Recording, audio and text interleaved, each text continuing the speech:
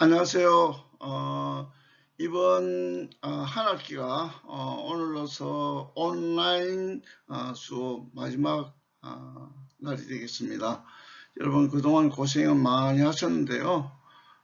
우리에게 주어진 이 한국 기독교 선교 역사에 대해서 이렇게 전편적으로 살펴볼 수 있는 귀한 은혜를 주신 하나님께 먼저 감사를 드리고, 또 여러분에게 또 집중해서 이런 수업을 그렇게 인내하면서 따라와 주신 데 대해서 또 감사한 마음을 드립니다.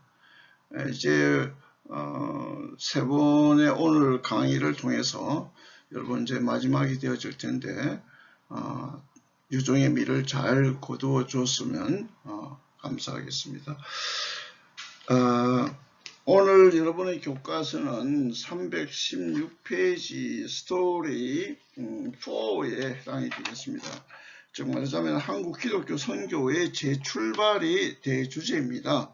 그런데 이제 그 가운데 이제 해방 이후 이제 6.25 한국 동란이 일어났죠. 그리고 그런 와중에서 교회는 참 힘든 그러한 세월을 보내게 됩니다. 그런 가운데 이제 네 가지로 우리가 오늘 보겠는데요. 광복 후의 한국교회, 동란과 한국교회, 그리고 선교의 재점화. 재점화라는 것은 불을 다시 붙인다는 그런 뜻이죠. 세 번째는 교단의 분열과 신흥 종교의 발생과 폐해. 그 다음에 네 번째는 기독교 연합 사업을 보겠습니다.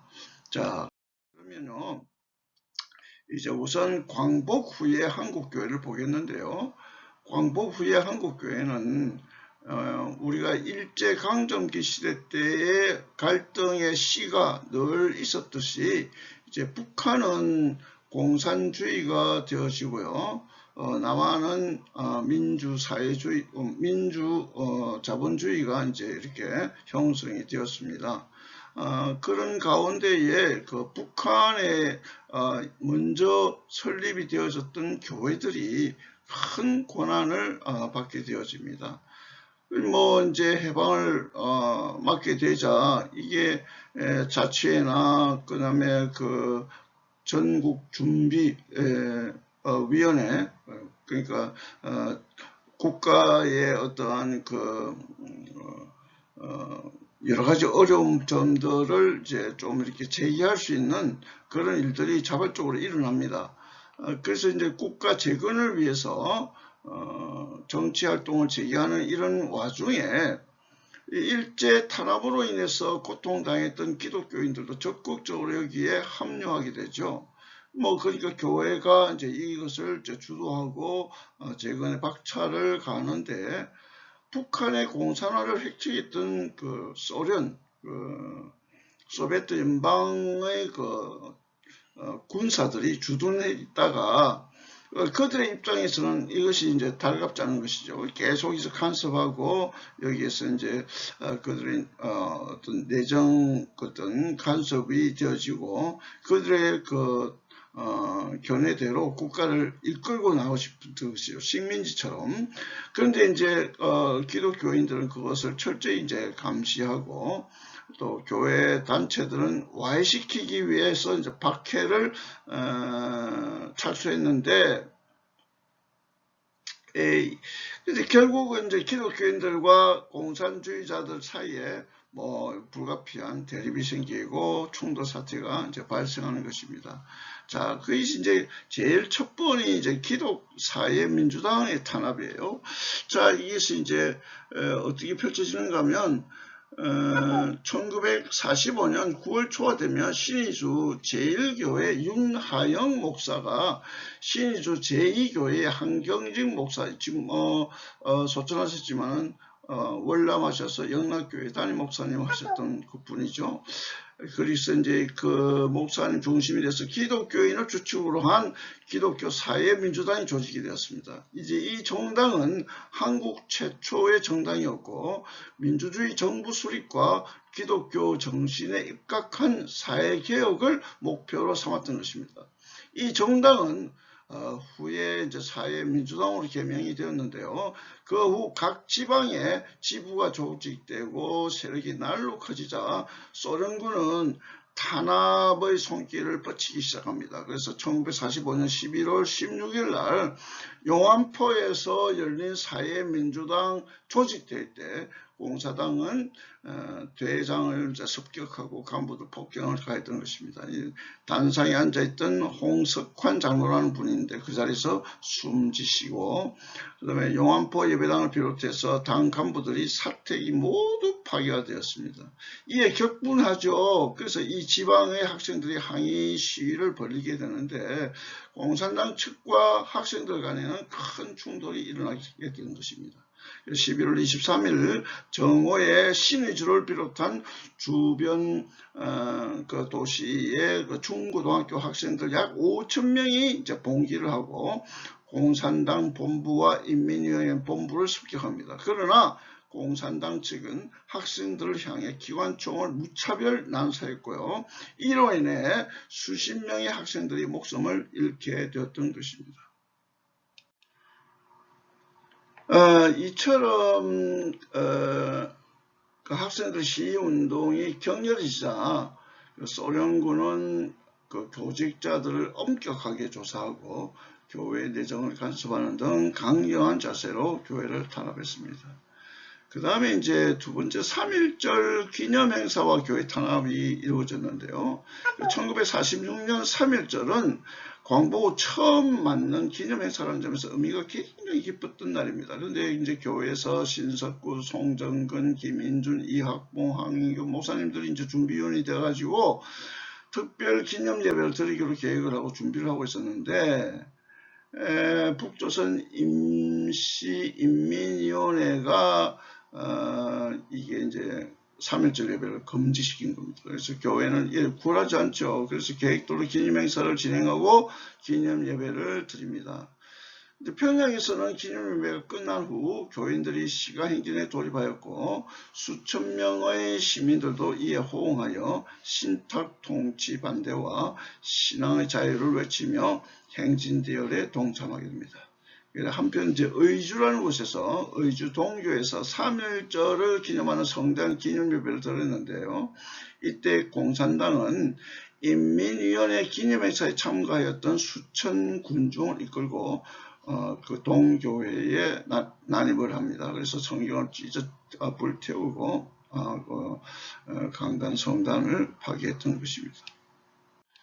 그 다음에 네 번째가 이제 주일 선거 거부운동인데, 우리가 이제 성수하려고 하면 주일을 꼭 예배를 드리는 날로 정했기 때문에 다른 일을 하지 않는 것이죠. 장사도 하지 않고, 개인적인 일들, 사사로운 일은 그렇다 치더라도 공적인 일은 교회에 예배 드리는 일입니다. 그런데 이제 그날을 선거일로 정했으면 이건 국가가 그 교회에 가지 못하게 하는 하나의 압박적인 수단으로 등장한 것이죠. 이제 이런 이제 예배당에 대해서 이제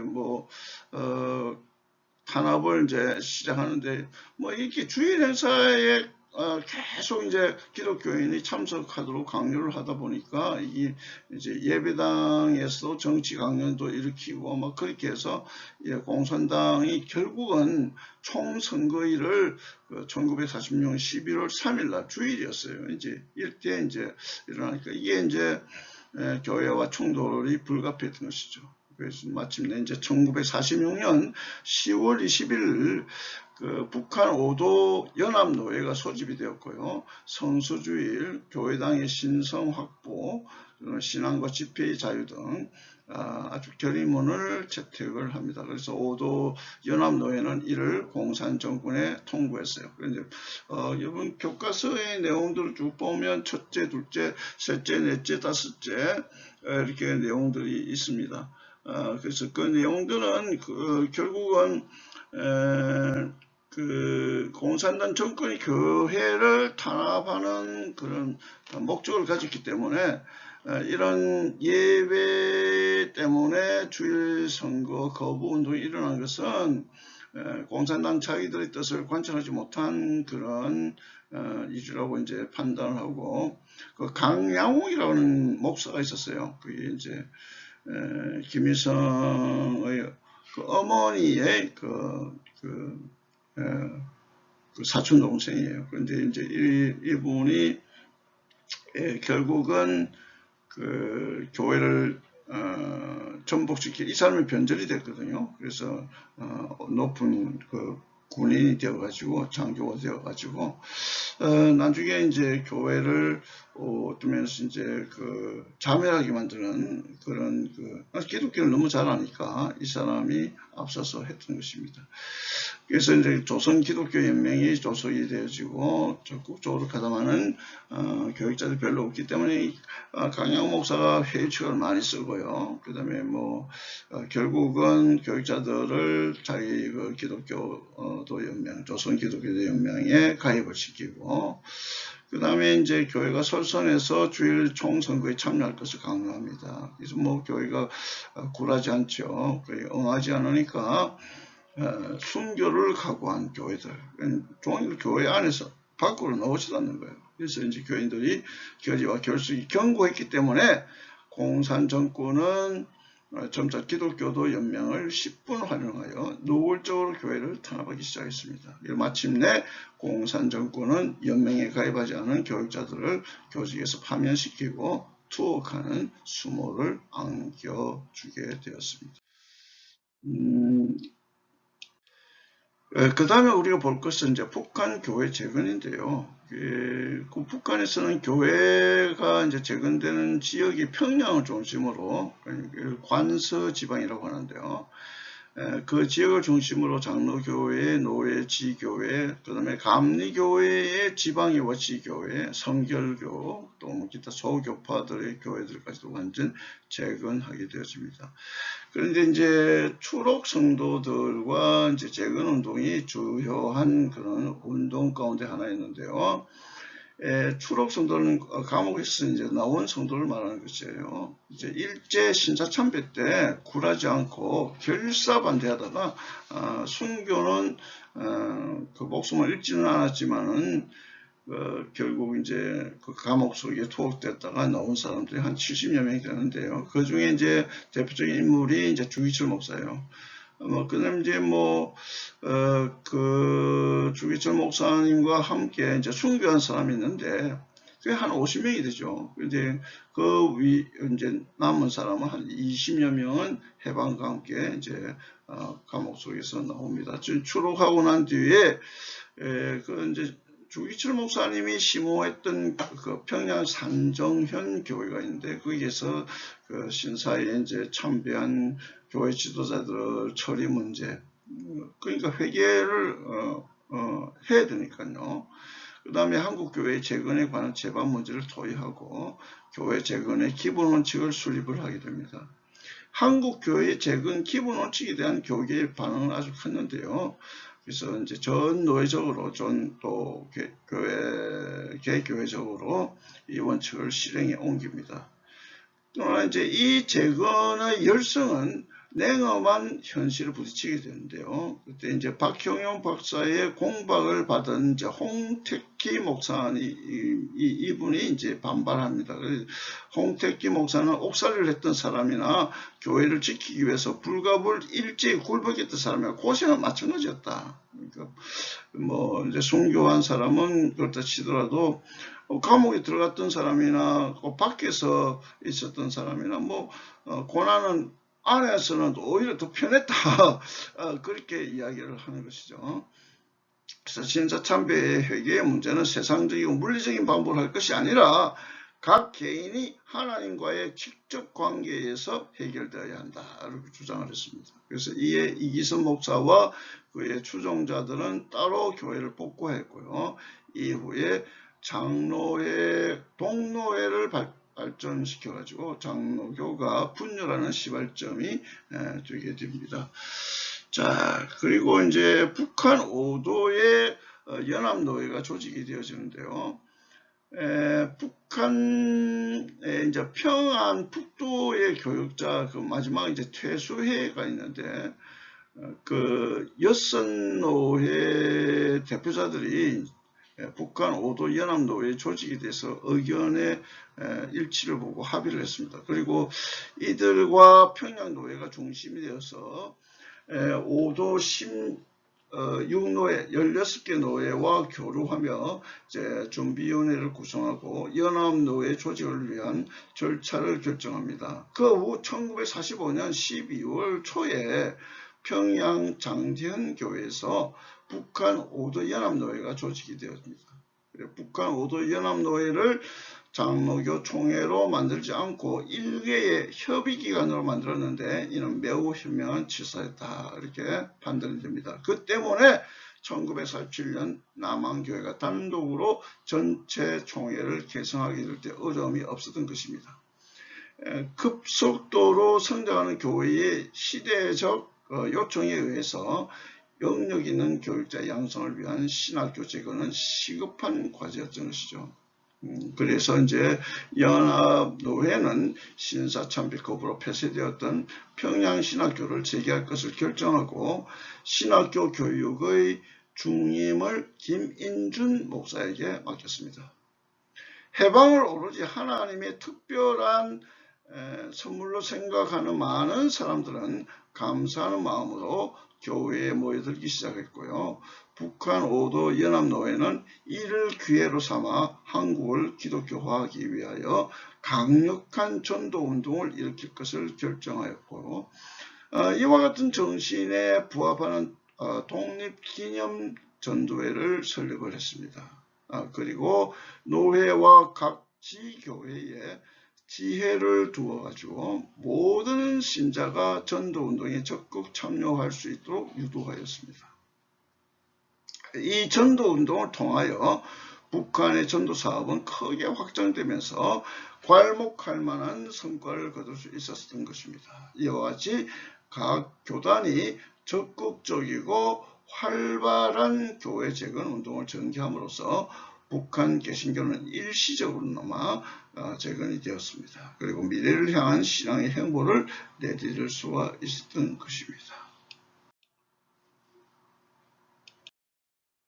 그 다음에 우리가 이제 보게 되면 남한교회도 이제 재건 운동에 그 가세를 합니다. 남한교회가 이제 그 대교단만 우리가 이제 살펴보게 되어지면 장로교회의 어떤 모습을 우리가 한번 보게 되었습니다. 자, 그렇게 되어졌을 때에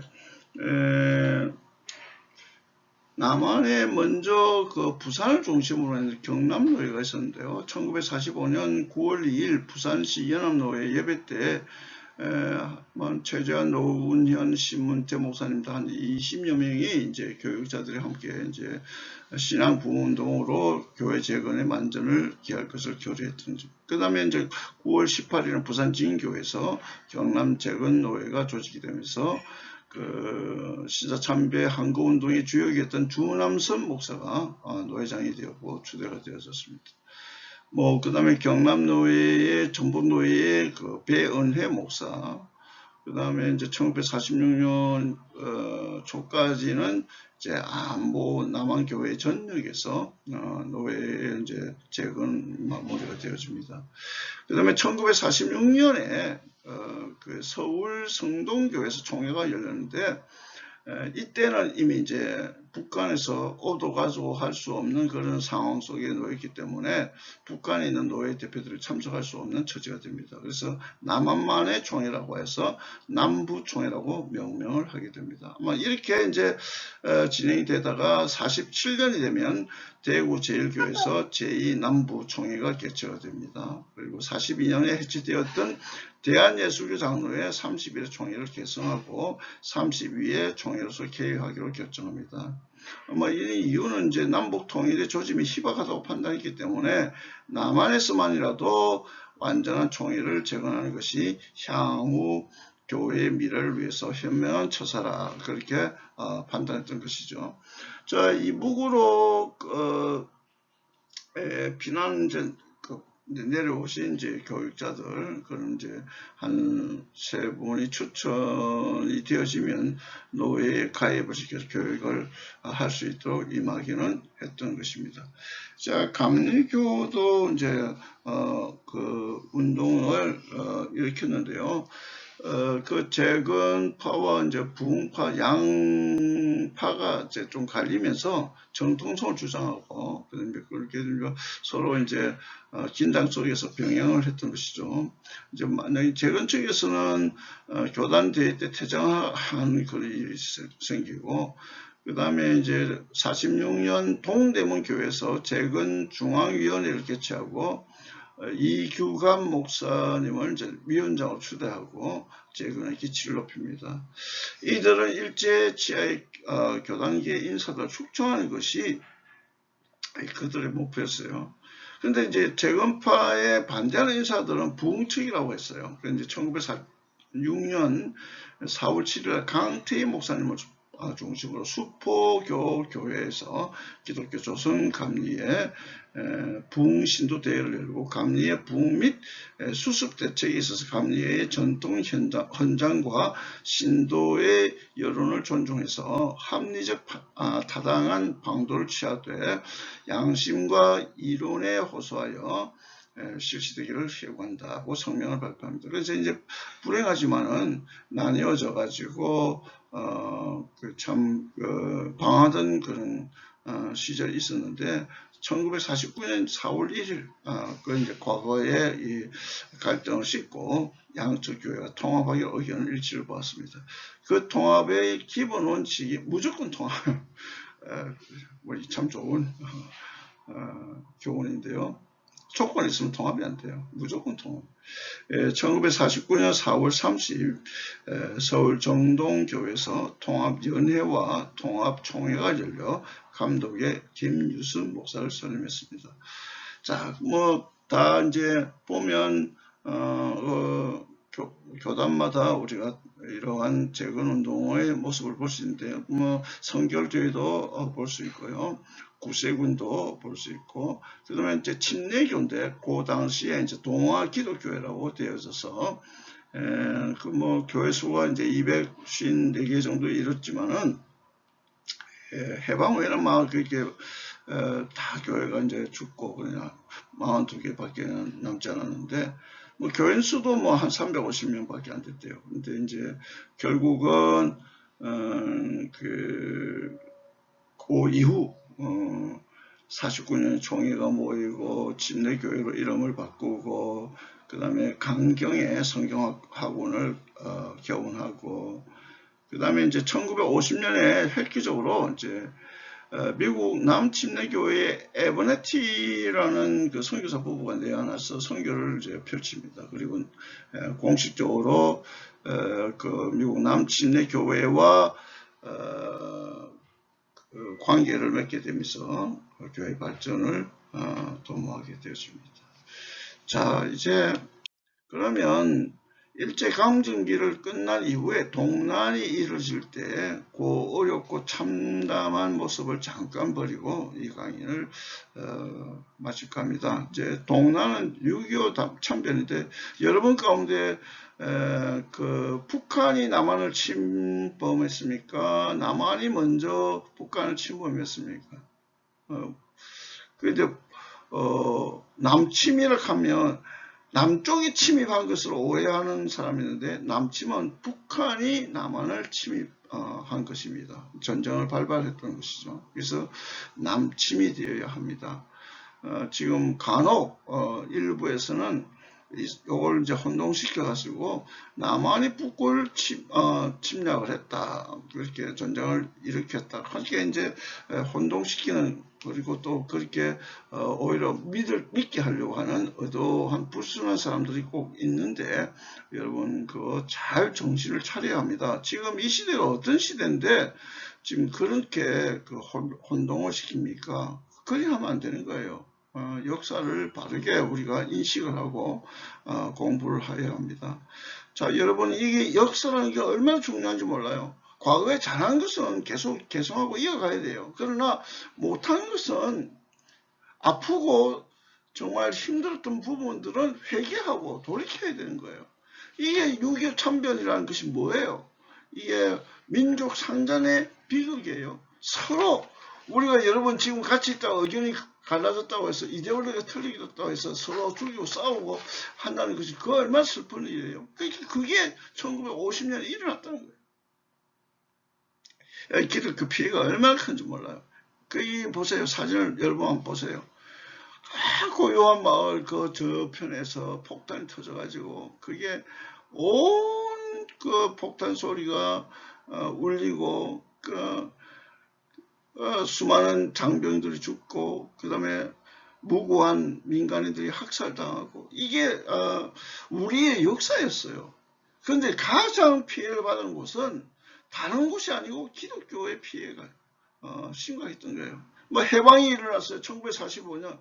그리고 얼마 있다 공산당이 이제 북한에 와서 그렇게 해서 아주 남침을 해서 전면전이 발발했고 그 전역이 다 공산화될 것인데 결국 나중에 그 영남 지역고 낮 동안 최후 전선까지 왔다가 메가더 장군에 의해서 인천 상륙을 하게 되어지고 이것도 하나님 은혜예요. 이게 뭐 그냥 사람이 이렇게 만든 게 아니라고요. 이게 이제 서울까지 내려와서 그게 주둔했던 사람이 인천을 딱 점령을 해버리고 북한 땅과 이제 남한 땅의 그 어떤 그 갈라지는 쪽에서 그냥 여기 내려왔던 사람이 보급이 끊기니까 그때부터 이제는 전쟁이 이제 끝난 것이요. 그래서 이제 그 유엔군이 파견이 되어서 그 수많은 그 유엔 우리나라가 아닌 그 장병들이 여기 와서 그 전쟁을 치르고 목숨을 잃었던 것이죠. 그래서 이제 압록강까지 올라갔는데 결국은 중공군이 참전을 해가지고 그 인해 전술이니까 아무리 총을 쏴도 그 사람들은 또 죽고 나면 넘어오고 그러니까 뭐 이거는 감당이 안 되고 이제 다시 이제 후퇴하게 되죠. 그래서 이제 결국은 남아 하다가 38선 그 부근에서 휴전선이 그것입니다. 38선은 신탁 통지와 관계되어져서 이 38 위도를 중심으로 이렇게 그은 땅이고 그은 나눔이고 전쟁의 그 휴전은 지금 휴전선으로 DMZ를 통해서 나눠져서 남북으로 가려졌던 거죠. 그런데 이런 북한이 결국은 남한에 이렇게 침략을 했을 때 온갖 교육자들은 가장 심한 박해를 왜냐면 북한에서 가장 받잖아요. 가장 이제 자기들을 반대하는 그런 측이 이제 기독교라고 보았기 때문에 기독교에 대해서 박해를 가합니다. 뭐 전국적으로 많은 순교자들이 죽었어요. 그때 이제 그 손양훈, 김익두, 노영수, 송정근, 조민영, 신석구, 박경구 뭐 이런 사람들이 막 그냥 뭐 다 핍박을 받고 순교를 당합니다. 근데 결국 이제 이때 이제 북한 주민 가운데 민간이 200만 명, 군인이 50만 명 사망을 했고 인구의 4분의 1이 감소했어요. 그리고 이제 공장과 기업소들이 다 파괴가 됩니다. 8,700여 개. 그러니까 완전히 공장 생산률이 64%로 확 줄어버려요. 도시의 이제 90% 이상이 파괴가 됩니다.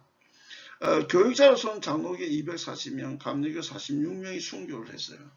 자, 그러다 보니까 결국은 이제 많은 사람들이 행방불명도 되고 근데 그때 치명적인 것이 기독교 교회들의 파괴입니다. 그래서 541개 교회, 감리교 239개 교회, 그 다음에 선교교회 106교회, 구세군의 4영문이 파괴됐고요.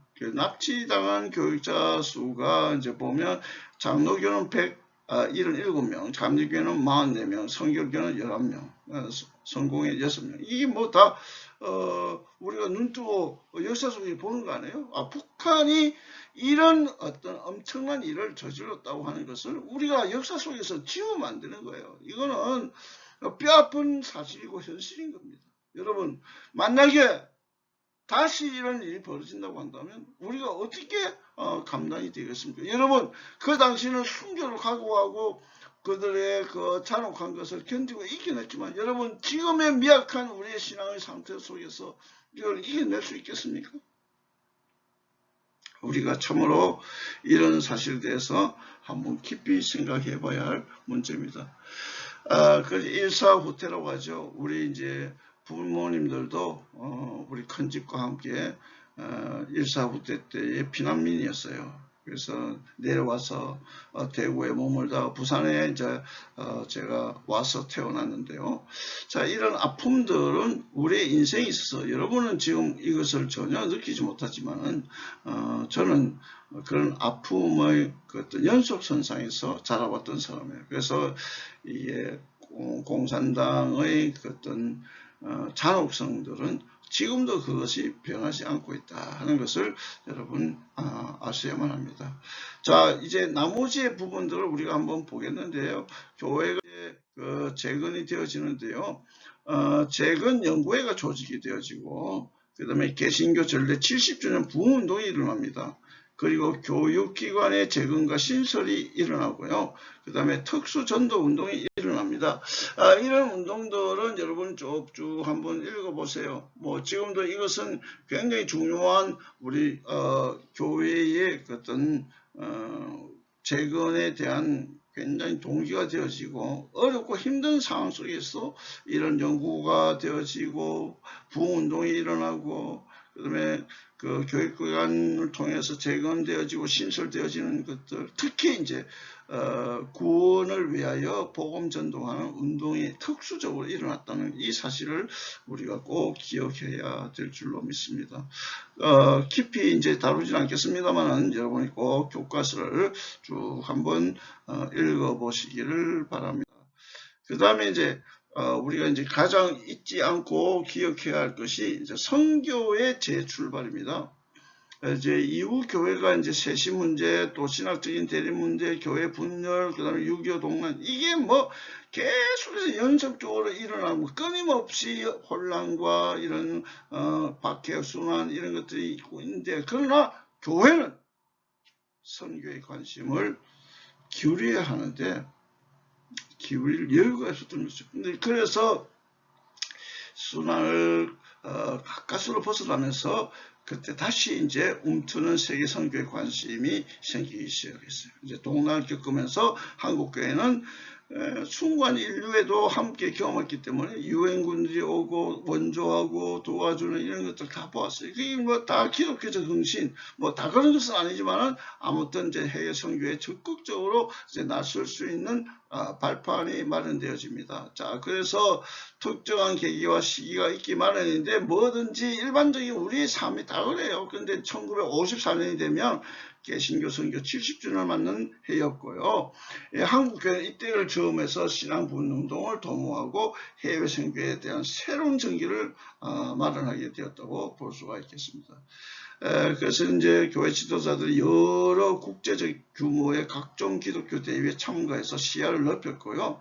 그리고 영국과 미국의 선교 실적과 동향을 살펴볼 때 이제 선교사로 지망하는 사람들 점차 줄어드는 그런 추세에 있는데, 한국교회는 달리 선교 사명을 진료해야 한다는 점을 깊이 인식하게 되었습니다. 그래서 이제 1955년 이후부터 선교에 대한 관심과 열의가 고조가 되어졌어요.